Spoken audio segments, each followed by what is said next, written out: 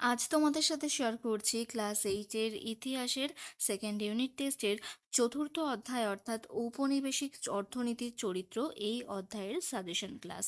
By the way, welcome back to my channel study and craft with Puja. আর যারা এই ক্লাসটা শেষ অবধি দেখবে তারা কিন্তু এই চ্যাপ্টারের এই সাজেশন ক্লাসের প্রশ্ন উত্তরের পিডিএফটাও পেয়ে যেতে পারো। তবে সেটা কিভাবে পাবে সেটা জানতে ক্লাসটা অবশ্যই তোমাদের শেষ অবধি দেখতে হবে। তো চলো শুরু করা যাক। প্রথম প্রশ্ন রয়েছে, মহাজনী ব্যবস্থা বলতে কি বোঝো? মহাজন শব্দের অর্থ হলো মহৎ যে জন, কিন্তু বাস্তবে মহাজন বলতে বোঝায় সুদখোর ব্যক্তিকে। এই মহাজন যখন সুদের বিনিময়ে টাকা ধার দেওয়ার ব্যবসা শুরু করে, তখন তার ব্যবসাকে বলা হয় মহাজনী কারবার। একে অনেকে তেজারতি ব্যবসা নামেও অভিহিত করে থাকে। ব্রিটিশ আমলে নগদে ভূমি রাজস্ব আদায় শুরু হলে কৃষকরা মহাজনদের থেকে টাকা ধার নিতে শুরু করে। এর ফলে মহাজন শ্রেণী তথা মহাজনী ব্যবস্থার উদ্ভব ঘটে। পত্তনি প্রথা কি? উত্তর হচ্ছে, East India Company Bangla, Bihar ও উড়িষ্যায় চিরস্থায়ী বন্দোবস্ত প্রবর্তন করে। পত্তনি প্রথা ছিল যার অন্যতম অংশ। পত্তনি প্রথা সামন্ত প্রথায় যেমন ক্রম অধস্তন স্তর ছিল, তেমনি চিরস্থায়ী বন্দোবস্তে জমিদারদের অধস্তন স্তর ছিল। এই অধস্তন জমিদারদের পত্তনিদার বলা হতো। জমিদার তার জমিদারিকে কয়েকটি ছোট ছোট অঞ্চলে ভাগ করে একত্রে কয়েকজনকে নির্দিষ্ট সময়ে নির্দিষ্ট খাজনা জমা দেওয়ার শর্তে তার দায়িত্ব দিতেন। একে পত্তনি প্রথা বলে। চিরস্থায়ী বন্দোবস্তে জমির মালিকানা দেওয়া হয়েছিল জমিদারদের। জমিদাররা নিজেদের সুবিধার জন্য উপজমিদার বা পত্তনিদার সৃষ্টি করে। তারা কৃষকের ওপর খাজনা ছাড়াও অতিরিক্ত কর আদায় করত। 19 শতকের মাঝামাঝি নাগাদ ভারতীয় উপমহাদেশে ব্রিটিশ কোম্পানির প্রধান প্রধান ভূমি রাজস্ব বন্দোবস্তগুলি কী ছিল? এগুলির কোনটি কোন অঞ্চলে চালু ছিল? 19 শতকের মাঝামাঝি সময়ে ব্রিটিশ কোম্পানি ভারতীয় উপমহাদেশে প্রধানত 3 ধরনের ভূমি রাজস্ব বন্দোবস্ত চালু করেছিল। এগুলি হলো ভূমি বন্দোবস্ত সমূহ, চিরস্থায়ী বন্দোবস্ত, রায়তওয়ারি বন্দোবস্ত আর মহলওয়ারি বন্দোবস্ত। ভূমি রাজস্ব ব্যবস্থাগুলি প্রবর্তনের এলাকা। চিরস্থায়ী বন্দোবস্ত বাংলায় চালু ছিল। রায়তওয়ারি বন্দোবস্ত দক্ষিণ ও দক্ষিণ পশ্চিম ভারতে, বিশেষত মাদ্রাজ ও বোম্বাই প্রেসিডেন্সির কিছু অংশে প্রচলিত ছিল। মহলওয়ারি বন্দোবস্ত উত্তর ও উত্তর পশ্চিম ভারতে প্রচলিত ছিল। তারপরে রয়েছে রায়তওয়ারি বন্দোবস্তের দুটি শর্ত লেখো। 1820 খ্রিস্টাব্দে মাদ্রাজের গভর্নর থমাস মনরো ও আলেকজান্ডার রিড মাদ্রাজ ও বোম্বাই প্রেসিডেন্সিতে যে এক নতুন ভূমি রাজস্ব বন্দোবস্ত প্রবর্তন করেন, তা রায়তওয়ারি বন্দোবস্ত নামে পরিচিত। রায়তওয়ারি বন্দোবস্তের দুটি শর্ত। রায়তওয়ারি বন্দোবস্তের প্রধান শর্ত ছিল কৃষক বা রায়তকে সঠিক সময়ে রাজস্ব জমা দিতে হবে। এই ব্যবস্থা অনুসারে নির্দিষ্ট পরিমাণ রাজস্বের বিনিময়ে কৃষকদের সঙ্গে ভূমি বন্দোবস্ত করা হয় এবং কৃষকদের জমির স্বত্ব দেওয়া হয়। নেক্সট রয়েছে আমিনি কমিশন কি? 1772 খ্রিস্টাব্দে প্রবর্তিত পাঁচশালা বন্দোবস্তের ব্যর্থতার পর 1776 খ্রিস্টাব্দে লর্ড ওয়ারেন হেস্টিংস বাংলার ভূমি বন্দোবস্ত ও ভূমি রাজস্ব সম্পর্কে বিস্তারিত অনুসন্ধানের উদ্দেশ্যে একটি কমিশন গঠন করেন। এই কমিশন আমিনি কমিশন নামে পরিচিত। কৃষি জমির উর্বরতা পরিমাপ, উর্বরতা অনুযায়ী ভূমি রাজস্বের হার নির্ধারণ, রাজস্ব আদায়, কৃষকদের উন্নতি ও তাদের স্বার্থ রক্ষার জন্য বিভিন্ন ব্যবস্থা গ্রহণ ইত্যাদি ছিল আমিনি কমিশনের কাজ। এই কমিশনের রিপোর্টের ভিত্তিতেই ব্রিটিশ প্রশাসন কৃষকদের কাছ থেকে উৎপন্ন ফসলের 1/5 খাজনা আদায় করতে শুরু করে। নেক্সট রয়েছে চিরস্থায়ী বন্দোবস্তের বৈশিষ্ট্য কী ছিল? 1793 খ্রিস্টাব্দের 22শে মার্চ বাংলায় চিরস্থায়ী বন্দোবস্ত প্রবর্তিত হয়। এই ব্যবস্থার বৈশিষ্ট্যগুলি হল, জমিদাররা বংশানুক্রমিকভাবে জমির উত্তরাধিকারী স্বত্ব ভোগ করতে পারত। বিনিময়ে জমিদারদেরকে নির্দিষ্ট দিনে সূর্যাস্তের পূর্বে সরকারি কোষাগারে ভূমি রাজস্ব জমা দিতে হতো। ভূমি রাজস্বের হার নির্দিষ্ট এবং স্থির থাকত। খরা, বন্যা বা অন্য কোনো প্রাকৃতিক বিপর্যয়েও রাজস্ব মকুব করা হতো না। 3 নম্বর হচ্ছে, জমিদারগণ ইচ্ছা করলে জমি দান বা বিক্রি করতে পারতেন। নেক্সট কোয়েশ্চেন, কর্নওয়ালিস যখন বাংলা শাসনভার নেন, তখন খাজনা আদায়ের প্রশাসনিক কাঠামো সমস্যার মুখে পড়েছিল কেন? 1786 খ্রিস্টাব্দে লর্ড কর্নওয়ালিস বাংলার গভর্নর জেনারেল নিযুক্ত হন। এই সময় খাজনা আদায়ের ব্যবস্থা বা প্রশাসনিক কাঠামো সমস্যার সম্মুখীন হয়েছিল। খাজনা আদায় ব্যবস্থার সমস্যা, স্থায়ী রাজস্ব ব্যবস্থার অভাব। 1765 খ্রিস্টাব্দে East India Company Bangla, Bihar ও উড়িষ্যার দেওয়ানি বা রাজস্ব আদায়ের অধিকার লাভ করে। দ্বৈত শাসনকালে জবরদস্তিমূলক রাজস্ব আদায় এবং ওয়ারেন হেস্টিংসের আমলে পরীক্ষামূলক রাজস্ব আদায় চলে। রাজস্ব কর্মীর অভাব, দ্বৈত শাসন ও ইজারাদারি ব্যবস্থায় স্থায়ী রাজস্ব কর্মী ছিল না। রাজস্ব বোর্ড, আমিনি কমিশন গঠিত হলেও রাজস্ব সংক্রান্ত তথ্যের অভাব ছিল। এই সমস্ত কারণে লর্ড কর্নওয়ালিস বাংলার গভর্নর জেনারেল হিসাবে শাসনভার গ্রহণের সময় খাজনা আদায়ের প্রশাসনিক কাঠামো সমস্যার মুখে পড়েছিল।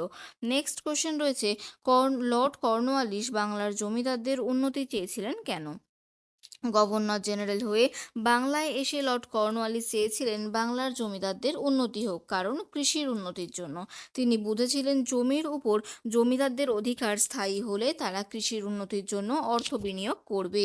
খাজনা আদায়ের সুবিধার জন্য লর্ড কর্নওয়ালিস জমিদারদের কাছ থেকে সহজে খাজনা আদায় করার পক্ষপাতী ছিলেন, কারণ এর তুলনায় বাংলায় অগণিত কৃষকদের কাছ থেকে সরাসরি খাজনা আদায় করা ছিল অনেক কঠিন। নেক্সট রয়েছে শ্রেণী স্বার্থ। লর্ড কর্নওয়ালিস নিজে ইংল্যান্ডের এক জমিদার পরিবারের সন্তান ছিলেন, তাই শ্রেণী স্বার্থের মানসিকতা এক্ষেত্রে অন্যতম উপাদান ছিল। পরের প্রশ্ন, সূর্যাস্ত আইন কাকে বলে? ভীষণ ইম্পর্টেন্ট একটা প্রশ্ন। সূর্যাস্ত আইন ছিল 1793 খ্রিস্টাব্দে কর্নওয়ালিস প্রবর্তিত চিরস্থায়ী বন্দোবস্তের একটি শর্ত। চিরস্থায়ী বন্দোবস্তে জমিদারকে বছরের একটি নির্দিষ্ট দিনের মধ্যে কোম্পানির প্রাপ্য রাজস্ব জমা দিতে হতো। শেষ দিনের সূর্য অস্ত যাওয়ার আগেই প্রাপ্য রাজস্ব কোম্পানিকে জমা দিতে না পারলে জমিদারের জমিদারি হাতছাড়া হতো। কোম্পানির রাজস্ব আদায়ের এই নিয়মকে সূর্যাস্ত আইন বলা হয়। চিরস্থায়ী বন্দোবস্তে জমির অধিকার জমিদারের দখলে থাকলেও বাস্তবে সমস্ত জমির চূড়ান্ত মালিকানা ছিল কোম্পানির হাতে। কোম্পানি জমির মালিকানা নিজের হাতে রাখার জন্যই সূর্যাস্ত আইন চালু করে। বাংলা, বিহার ও উড়িষ্যা ছাড়া ভারতের অন্য স্থানে কেন চিরস্থায়ী বন্দোবস্ত চালু করা হয়নি? ইস্ট ইন্ডিয়া কোম্পানি প্রথমে বাংলা, বিহার ও উড়িষ্যার শাসন প্রতিষ্ঠা করে চিরস্থায়ী ভূমি বন্দোবস্ত চালু করে। পরে অন্যান্য অঞ্চলে শাসন বিস্তৃত হলেও সেখানেও অন্য ধরনের বন্দোবস্ত চালু হয়। ভারতের অন্য স্থানে চিরস্থায়ী বন্দোবস্ত চালু না হওয়ার কারণ, এই বন্দোবস্ত খাজনা চিরকালের জন্য নির্দিষ্ট হয়ে যায়। পরে বাজার বৃদ্ধি পেলেও রাজস্ব হার বৃদ্ধির পথ বন্ধ হয়ে যায়। মাদ্রাজ ও মহারাষ্ট্র অঞ্চলে বড় জমিদার ছিল না। উত্তর ভারতের তালুকদার থাকলেও মধ্যস্বত্ব ভোগ করার অধিকার তাদের হয়নি। এই সমস্ত কারণে ভারতের সব জায়গায় চিরস্থায়ী বন্দোবস্ত চালু করা হয়নি।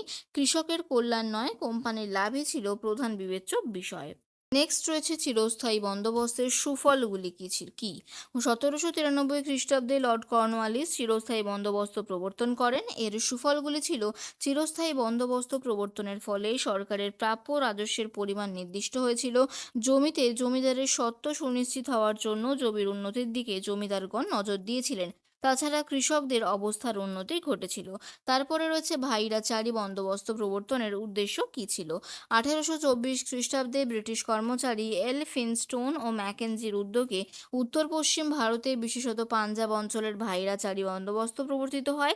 ইস্ট ইন্ডিয়া কোম্পানির কোষাগারে রাজস্বের পরিমাণ কিভাবে বৃদ্ধি করা যায় সেই উদ্দেশ্যেই এই বন্দোবস্ত চালু করা হয়। নির্দিষ্ট সময় যাতে নির্ধারিত রাজস্বের অর্থ কোম্পানির খাতে জমা পড়ে, সেই জন্য কৃষক, গ্রামের জনপ্রতিনিধি এবং কালেক্টরদের সঙ্গে যৌথভাবে আলোচনার মাধ্যমে প্রত্যেকের সঙ্গে পৃথকভাবে জমি বন্দোবস্ত করা হয়। গ্রামের জমিদার বা মোড়ল স্থানীয় ব্যক্তির মাধ্যমে আদায়কৃত অর্থ কোষাগারে জমা দেওয়ার ব্যবস্থা করা হয় এবং কয়েক বছর অন্তত রাজস্ব হার বৃদ্ধির ব্যবস্থা করা হয়। যদিও জমিদার গোষ্ঠীর আয় এই ব্যবস্থার মাধ্যমে বৃদ্ধি পেলেও কোম্পানির তেমন লাভ হয়নি। বিপরীত দিকে রাজস্ব হার বৃদ্ধি পাওয়ায় কৃষককুল সর্বশান্ত হয়ে গিয়েছিল। চিরস্থায়ী বন্দোবস্তের কুফলগুলি কি? 1793 খ্রিস্টাব্দে লর্ড কর্নওয়ালিস চিরস্থায়ী বন্দোবস্ত প্রবর্তন করেছিলেন। এর কুফলগুলি ছিল, সূর্যাস্ত আইন অনুসারে জমিদারগণ নির্দিষ্ট সময়ের মধ্যে খাজনা দিতে না না পারলে জমিদারি হাতছাড়া হতো। নিলামের মাধ্যমে জমির বন্দোবস্ত দেওয়ার ফলে অনেক ভুঁইফোর জমিদারের উৎপত্তি হয়েছিল। কৃষক ও সরকারের মাঝে মধ্যস্বত্বভোগী শ্রেণীর উদ্ভব হয়েছিল, ফলে কৃষকদের ওপর অত্যাচার বেড়েছিল। এরপরে রয়েছে চিরস্থায়ী বন্দোবস্তের ফলে বাংলার কৃষকদের কি দুরবস্থা হয়েছিল। 1793 খ্রিস্টাব্দের 22শে March governor general lord Cornwallis Bangla, Bihar ও উড়িষ্যায় চিরস্থায়ী বন্দোবস্ত চালু করেন। এই ভূমি বন্দোবস্তে কৃষকদের দুরবস্থা দেখা যায়। কৃষকদের দুরবস্থা: জমির সত্ত্বলোপ। জমির মালিকানা জমিদারদের দেওয়া হয়েছিল, কৃষকদের নয়, ফলে জমি থেকে কৃষক উচ্ছেদ অবাধে চলে।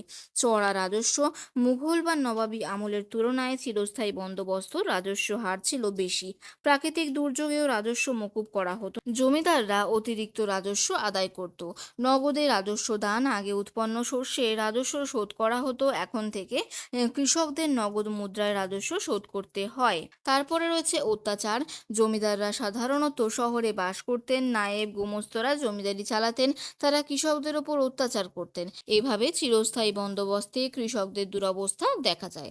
আচ্ছা, এত অবধি যারা ক্লাসটা দেখলে, তোমাদের যদি ক্লাসটা একটু হেল্পফুল মনে হয়, ক্লাসটা ভালো লাগে, তাহলে কিন্তু ক্লাসটাকে অবশ্যই লাইক করো, কমেন্ট করো। আর যারা এখনও চ্যানেলটা সাবস্ক্রাইব করোনি, অবশ্যই কিন্তু সাবস্ক্রাইব করে নিও। নেক্সট দেখো রয়েছে রায়তওয়ারি বন্দোবস্তের দুটি বৈশিষ্ট্য উল্লেখ করো।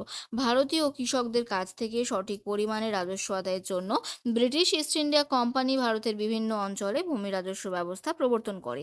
1820 খ্রিস্টাব্দে মাদ্রাজ ও বোম্বাই প্রেসিডেন্সিতে এক নতুন ভূমি রাজস্ব বন্দোবস্ত হিসাবে রায়তওয়ারি বন্দোবস্ত প্রবর্তিত হয়।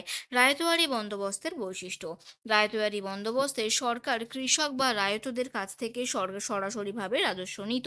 প্রকৃতপক্ষে এই ব্যবস্থার ফলে স্থানীয় জমিদারদের পরিবর্তে কৃষক সমাজ ঔপনিবেশিক সরকারের অধীনে চলে যেতে থাকে। রায়তওয়ারি বন্দোবস্তে রায়ত বা কৃষক জমির স্বত্ব পেলেও মালিকানা তাদের ছিল না। নির্দিষ্ট খাজনা দেওয়ার বিনিময়ে 20 বা 30 বছরের জন্য জমি ভোগ করার অধিকার পেত তারা। তারপরে রয়েছে সূর্যাস্ত আইনের পরিণতি কি হয়েছিল।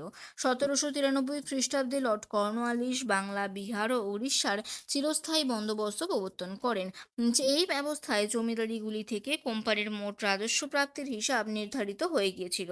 এর ফলে কোম্পানির কর্মচারীরা নিজেদের ইচ্ছামতো খাজনা আদায় করতে পারত না। চিরস্থায়ী বন্দোবস্তের একটি অন্যতম বৈশিষ্ট্য ছিল সূর্যাস্ত আইন, যেখানে বলা হয় নির্দিষ্ট তারিখে সূর্য ডোবার আগে কোম্পানিকে তার প্রাপ্য রাজস্ব জমা দিতে না পারলে জমিদারি বাজেয়াপ্ত করে তা বিক্রি করে দেওয়া হবে।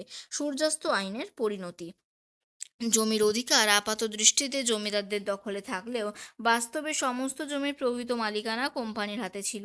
ফলে জমি সংক্রান্ত বিষয়ে কোম্পানির সিদ্ধান্তই চূড়ান্ত বলে বিবেচিত হয়। 2 নম্বর রয়েছে বহু জমিদার বছরের নির্দিষ্ট তারিখে সূর্য অস্ত যাওয়ার আগে কোম্পানির কাছে খাজনা জমা করতে ব্যর্থ হওয়ায় অনেকেই জমিদারি হারান। এরপরে রয়েছে রায়তওয়ারি বন্দোবস্তের ত্রুটিগুলি লেখো, অথবা রায়তওয়ারি বন্দোবস্তের কুফলগুলি লেখো। ইস্ট ইন্ডিয়া কোম্পানি মাদ্রাজের গভর্নর থমাস মানরো ও আলেকজান্ডার মাদ্রাজ ও বোম্বাই প্রেসিডেন্সিতে রায়তওয়ারি বন্দোবস্ত চালু করেন।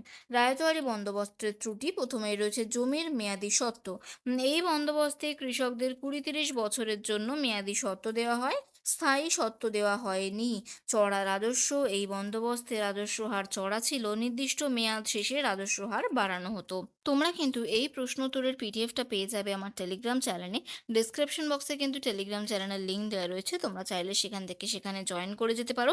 তো ক্লাসের পর কিন্তু আমি এই পিডিএফটা সেখানেই শেয়ার করে দেবো। নেক্সট দেখো রয়েছে রায়তওয়ারি বন্দোবস্ত বলতে কি বোঝো। ইস্ট ইন্ডিয়া কোম্পানির আমলে ভারতে প্রবর্তিত ভূমি রাজস্ব ব্যবস্থাগুলির মধ্যে অন্যতম ছিল রায়তওয়ারি বন্দোবস্ত।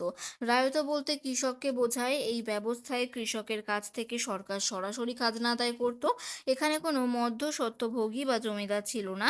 20-30 বছর পর বাজার মূল্যের সঙ্গে সঙ্গতি রেখে রাজস্ব হার পরিবর্তিত হতো। মাদ্রাজ প্রেসিডেন্সি ও বোম্বাই প্রেসিডেন্সিতে এই ব্যবস্থা চালু হয়।